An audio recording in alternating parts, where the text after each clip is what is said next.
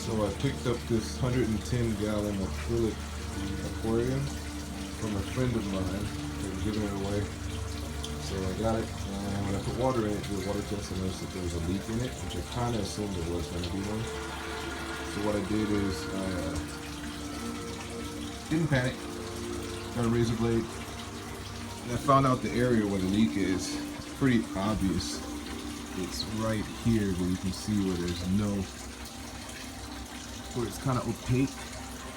Excuse that, that's baking soda there, but that's going to be explained later.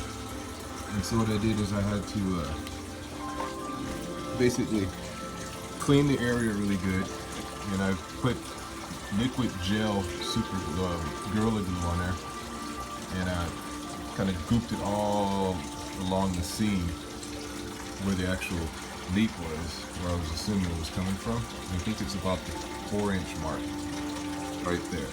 And so what I did is I ran super glue above that, about 8 inches above it. And then I put this piece of acrylic strip on there. And where it's really clear is where I got my seal, my really good bond, I'm assuming. And so now I'm going to do a technique where I saw on another YouTube channel, which I'll tag later or in my description. A guy came up with a brilliant idea of using baking soda and a liquid extra thin super glue to create like a resin style bond. And so now I'm doing a redundant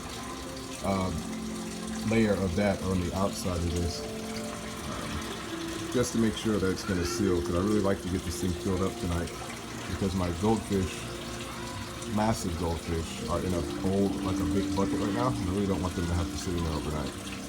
So stand by and I will see if this works, and I'll get back on here.